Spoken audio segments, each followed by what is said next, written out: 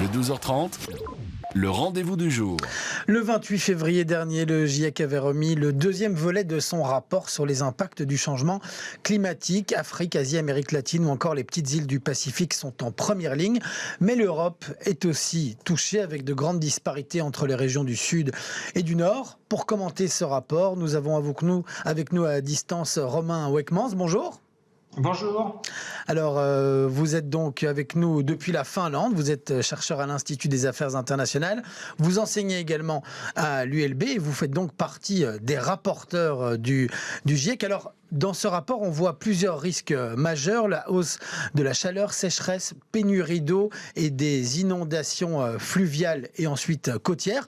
Pour nous, ici, Européens, occidentaux, c'est quoi le risque majeur ? Le risque majeur pour un habitant ou une habitante d'une ville comme Bruxelles, c'est certainement une augmentation de la fréquence et de l'intensité des vagues de chaleur. Ça, c'est vraiment le risque majeur pour les habitants urbains. On pourra en reparler peut-être un peu plus.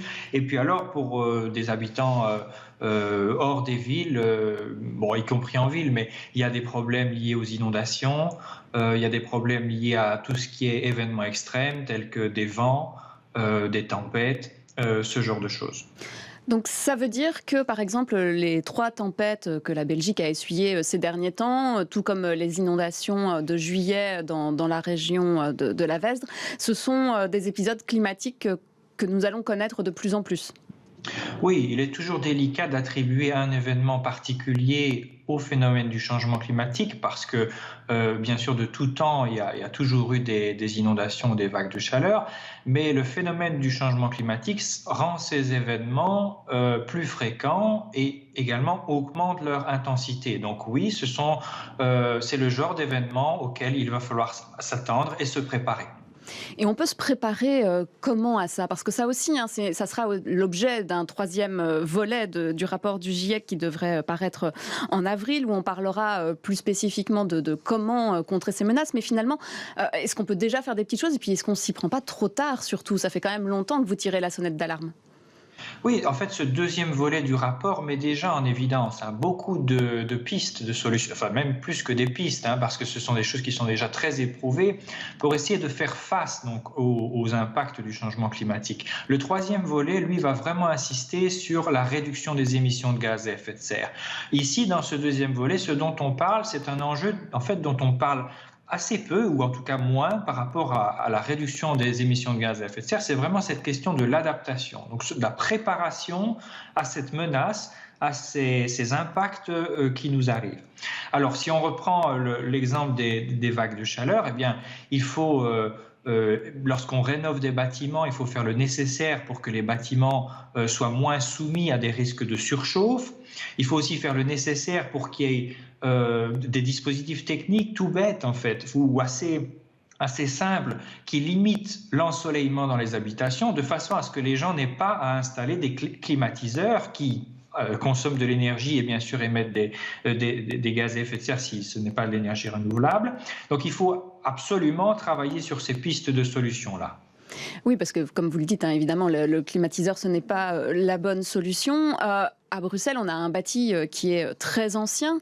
Ça peut être très compliqué de faire ces rénovations. Et puis en plus, vous le dites dans le rapport, les populations qui connaissent des difficultés financières, elles auront plus de mal à vivre cette transition.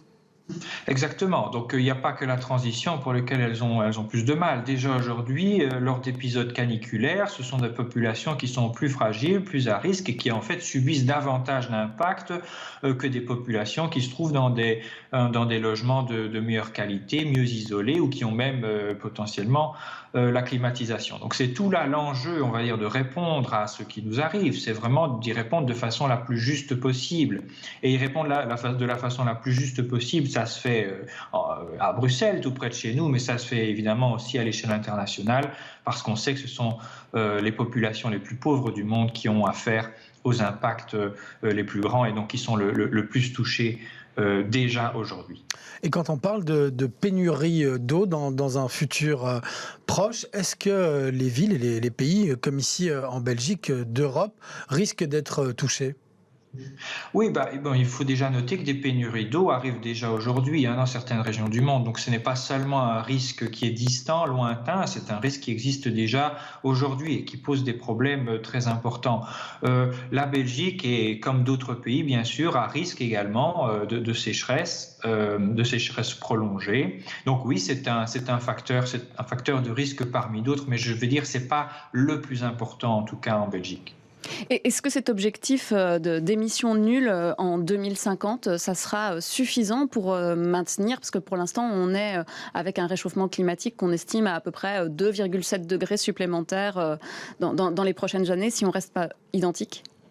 Oui, c'est ça. Donc aujourd'hui, le réchauffement climatique a atteint environ 1,1, 1,2 degrés depuis la période pré-industrielle, c'est-à-dire grosso modo depuis 1850. Si on continue sur les trajectoires actuelles d'émissions de gaz à effet de serre à l'échelle mondiale, on se dirige en effet vers 3 degrés, ce qui représente vraiment des impacts massifs.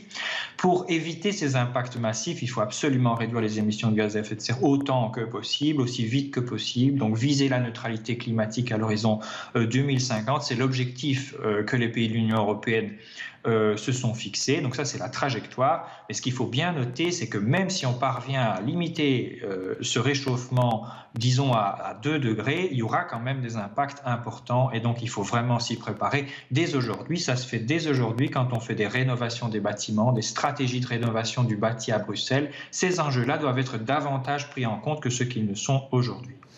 Merci beaucoup Romain Weckmans de nous avoir illustré les conséquences directes qui pourraient arriver ici en région bruxelloise du réchauffement climatique. Je rappelle que vous êtes spécialisé dans l'adaptation au changement climatique et que vous étiez également en direct avec nous depuis la Finlande. Vous êtes chercheur à l'Institut des Affaires internationales. Merci beaucoup.